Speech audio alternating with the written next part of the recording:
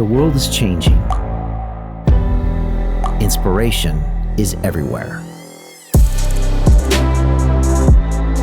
It has never been so easy to connect, share, and bring people together. We're learning from others and finding the best in ourselves. Challenging our beliefs. Sharing our vulnerability. Overcoming our fears. Transforming ourselves so we can transform the world.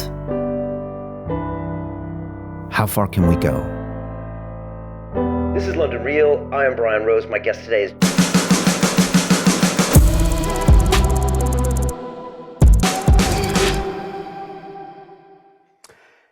This is London Real. I am Brian Rose. My guest today is Alan Dershowitz, the lawyer, author, and political commentator.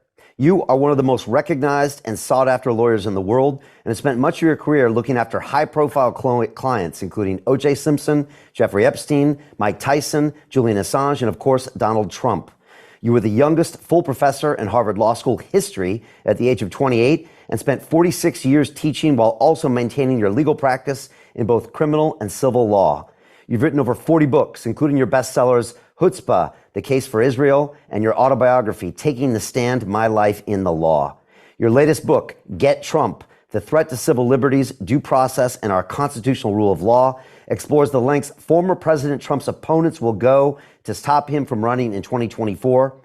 Alan, you believe that the very foundations of liberty, from due process and the right to counsel all the way to free speech, are under threat, and that justice must be equally applicable to all. Alan, welcome back to London Real. Well, thank you so much. It's a pleasure to be on with you.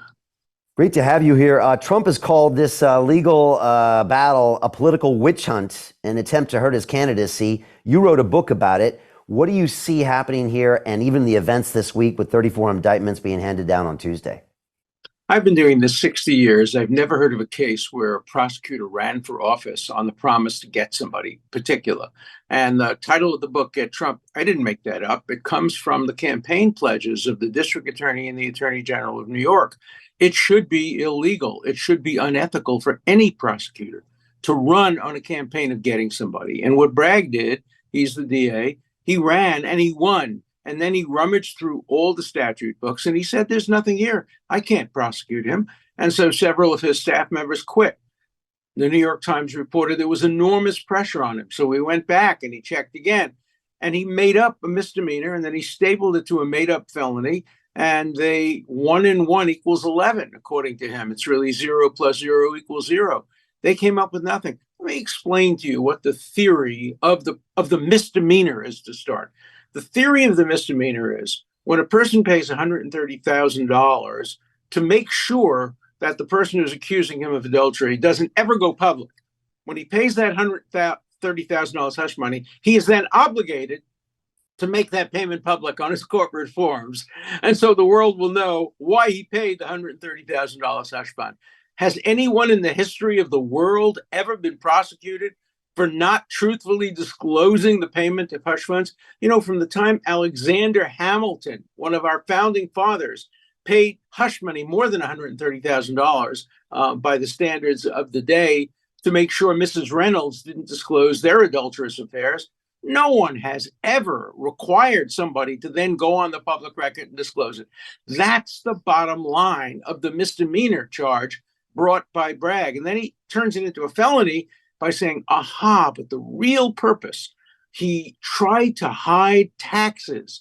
It would have involved maybe 1 hour of work by Donald Trump to earn the money to pay the few $1,000s in taxes. Moreover, there's no argument that he ever filed a false tax return. They say in his mind, when he wrote down that they were legal expenses, he intended to take deductions, and that would have been unlawful. It is such a stretch that in 60 years of doing this, I've never seen anything like it. And I'm not a Trump supporter. I'm a Democrat. I want to vote against Trump for the third time, but I don't want a local DA to interfere with my right to vote against him and other people's rights to vote for him. Yeah, and Alan, you've always gone to the letter of the law, regardless of the client, regardless of the charges. because you believe in the letter of the law. You believe in the First Amendment. You spent your whole life trying to defend that because you think that's what all freedom is based on, the Constitution is based on.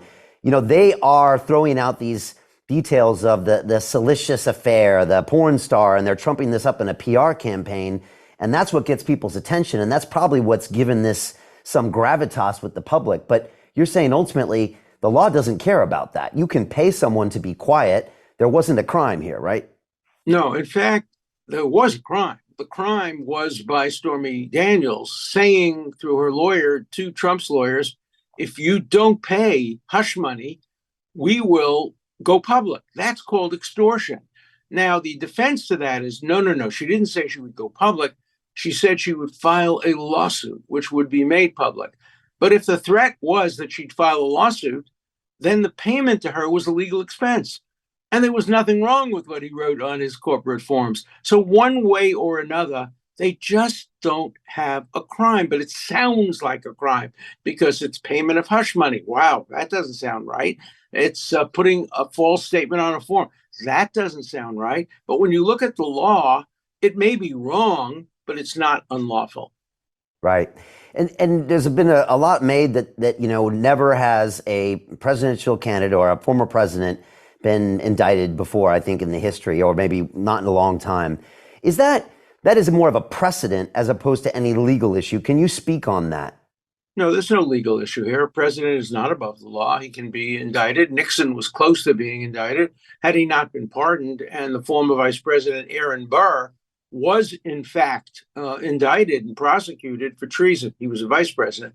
After he left office, he was never prosecuted for killing Alexander Hamilton, which he probably should have been. But the issue is not a former president. The issue is the current candidate for president against the leader of the party, which has now prosecuted him. You know, the president of El Salvador recently wrote a tweet in which he said, how can you lecture us in South and Central America about democracy when you're prosecuting on such a thin case the man who's running against the incumbent president, the leader of your party? I mean, the first rule that should be changed is no prosecutor should ever be allowed to run on a campaign to get someone. It would be unheard of in England, first of all, because you're smarter than we are. We have elected prosecutors, which is dumb as could be. You have civil servants, director of public prosecutions, people who are out of politics.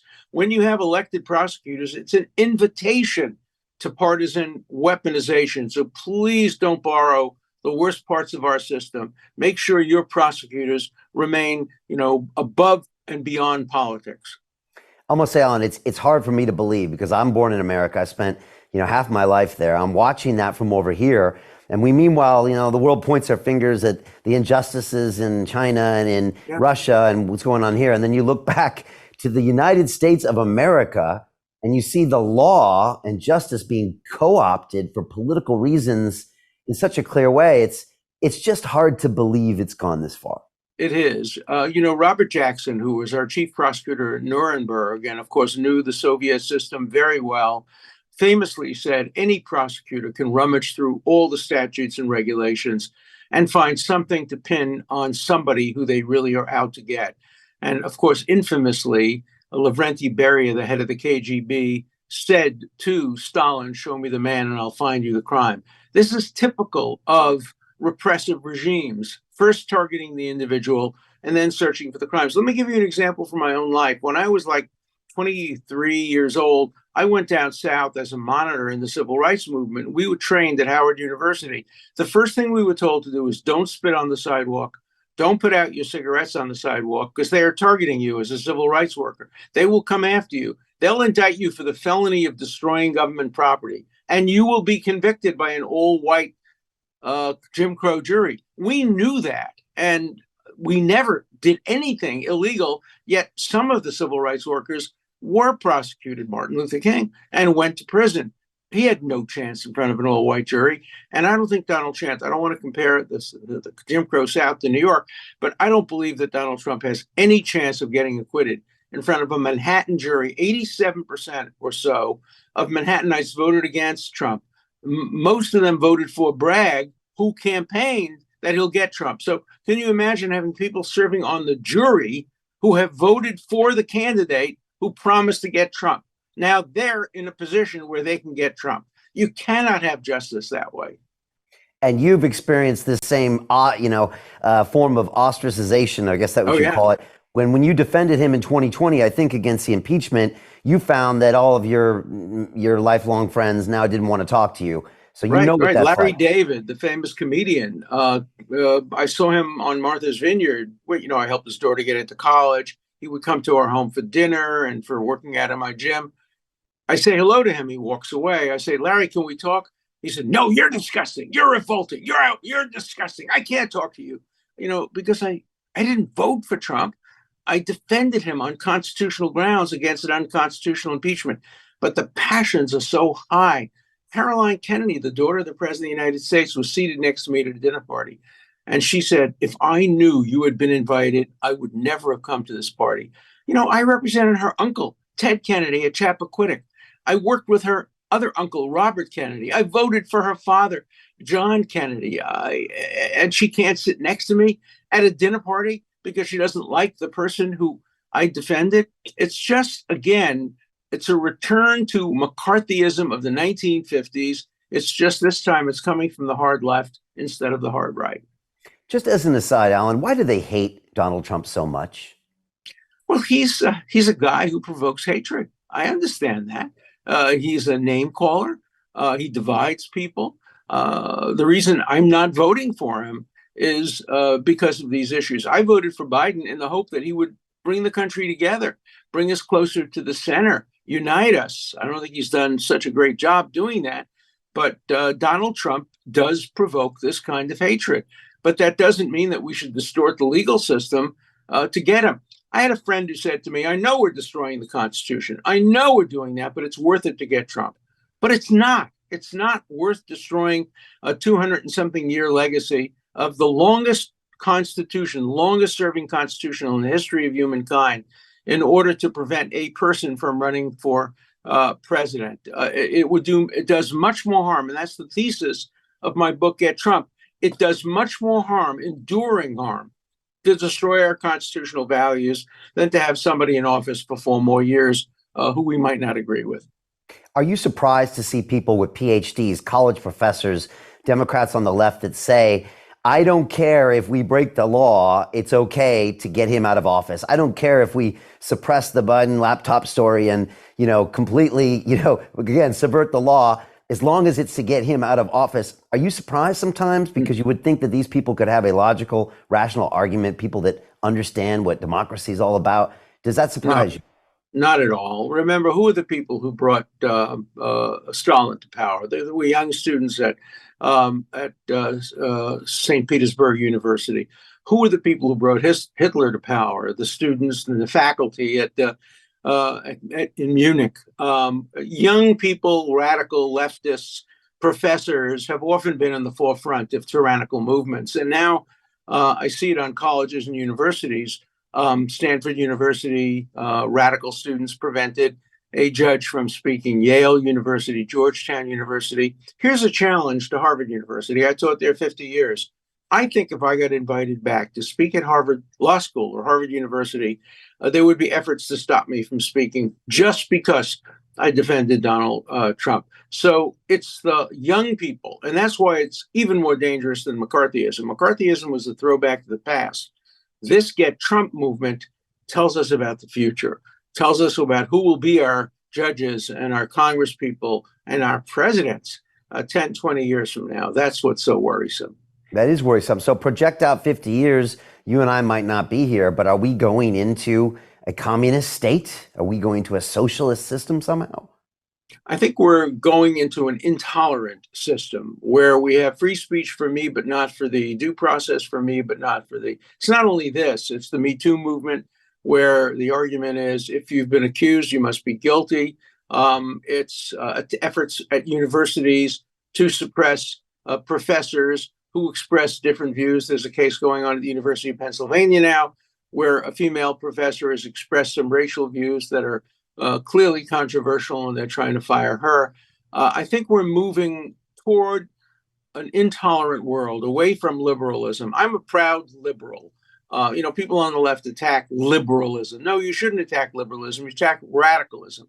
Liberals and conservatives have in common a desire to have dialogue, to create tolerance, to make room for differences between us. Look, if I were living in Britain, I'd probably vote conservative because the Conservative Party in Britain, favors climate control, is in favor of gay marriage and a woman's right to choose. In America, the Republican Party is against a lot of these libertarian individual concepts. So it's so important that whether you're a conservative or a liberal, you should be a libertarian. You should look for constraints and controls on big government's efforts to try to prevent people from losing their civil liberties and human rights. That's why I think we have to move to the center. I think Britain has led the way in some ways. It rejected the hard left in the last few elections, and it moved its Conservative Party, more to the center than the American comparable party. So I'm hoping that the Republican Party in the United States will emulate the Conservative Party in England, but it's not happening because the Republican Party in the United States is today largely dominated by evangelical right-wing people who want to impose their religious views on the rest of America. Yeah, well, also, oftentimes in Britain, we're about 5 years behind what's happening in America. So please don't borrow from us. Please, we need to borrow from you. I know. I hope it goes the other way, but it rarely does. Alan, what happens next? So 34 indictments against Trump. He's gone down, been fingerprinted, et cetera. We've got an election coming up next year. You suggested that he get a fair trial in Staten Island and better pizza as well. But how does this play out? And then how does it affect an election? And can a sitting president be under indictment?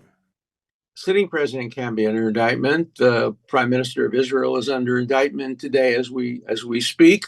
Under the United States Constitution, even a person in prison can be the president of the United States. Eugene V. Debs ran from prison, got 1 million votes back in the day, 100 years ago. He's not going to prison, but he will campaign under a cloud. In my book, Get Trump, I go through all 4 of the charges that are being investigated against him.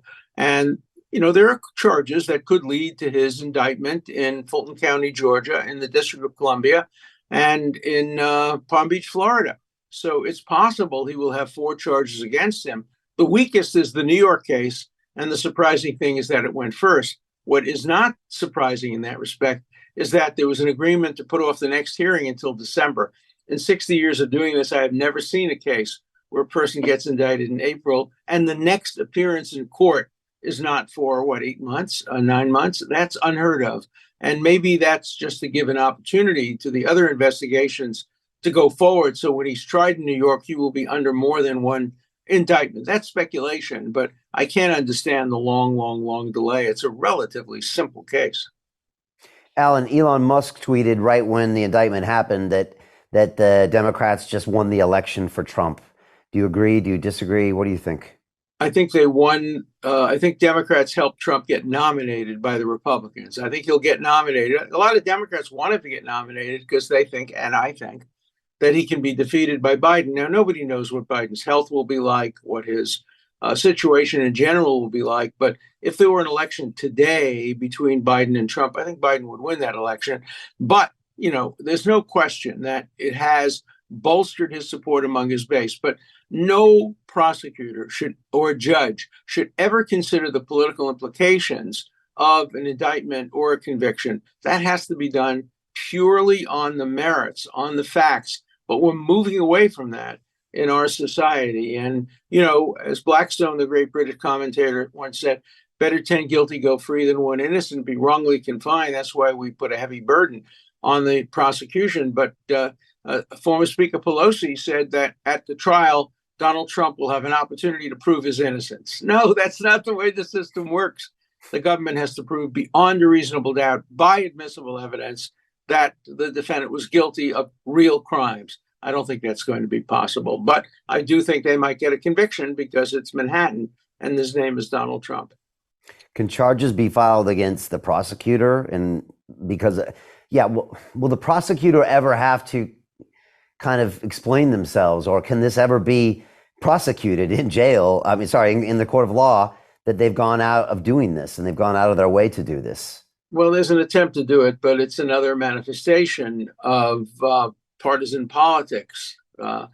House committees, the House is now under the control of Republicans, are planning to subpoena Bragg and maybe ask him some questions. And they've already subpoenaed the former assistant who quit when Bragg decided not to bring the cases. So I think we may see some political accountability, but there's no legal accountability. But I want to emphasize again, the American Bar Association and state bars should pass an absolute rule prohibiting all people running for prosecutor from ever running on a campaign to get a particular individual. That is so antithetical to any system of justice. Go back 3,500 years. The Bible gives just two instructions to prosecutors and judges. The obvious one, don't take bribes. But the second one is in the original, lo takir panim, do not recognize faces. Hence the blindfold over the eyes of justice. Don't recognize faces. Don't go after people because of who they are. Go after them because of the crimes they've committed. And Bragg said, no, I'm going after Trump. And the Attorney General of New York says, I'm going after Trump. Now we'll figure out whether there's anything to go after him on, but I'm going after him. J. Edgar Hoover, the former head of the FBI, used to do that. He had a list. He had an enemies list. I was on that list. He cut off his relationships with Harvard University because I was a professor there. He wrote a letter to a justice of the Supreme Court saying he'll have nothing further to do with Alan Dershowitz because of who I defended. So, this kind of McCarthyism has come from the right for a long, long time, from some of the most evil people in American history, like J. Edgar Hoover, but now it's coming from decent people on the left who know no better. As Justice Brandeis once said, the greatest evil is when people of good intention, but who know nothing and don't realize it, do this kind of thing. And that's what's going on now. Do you worry that the younger people today just don't have a sense of history? They don't know what McCarthyism was. They don't know what Hoover was doing. They've never seen the law co-opted that way, so they don't have a point of reference? I think that's part of it, but I don't think they care. I don't think they care. For them, the ends justify the means. We need to do, and then A, B, C, D, the progressive elements, the left, the woke elements, many of which I agree with, but I don't agree with the means that they're prepared to use to achieve those ends. I want to achieve those ends through the ballot box. Look, I'm a strong supporter of a woman's right to choose abortion, but I wouldn't support going to the home of a justice who voted the other way and threatening to kill him. What I want to do is what's happening now. Democrats are winning elections when abortion is becoming the issue. We can win a lot of these issues legitimately at the polls, and we shouldn't be using illegitimate means like get Trump or get Kavanaugh, who's the justice of the Supreme Court. We shouldn't be targeting people like that. That's extremely dangerous. Today it's Trump. Tomorrow it's a Democrat. The day after tomorrow, it's your friend, and then it's you. Yeah, that's what people need to understand. You talked about the search of Trump's office in Mar-a-Lago, and then you compared it to the fact that, Hillary was never searched and there was nothing ever taken against her when she was accused, I think, of the emails, et cetera. Can you speak on that as well as kind of an overstepping of the law? Yeah, look, I think the way they handled Hillary Clinton overstepped it. Although they didn't search and they didn't prosecute the former head of the FBI, James Comey, on the eve of the election. To continue watching the rest of the episode for free, visit our website londonreal.tv or click the link in the description below.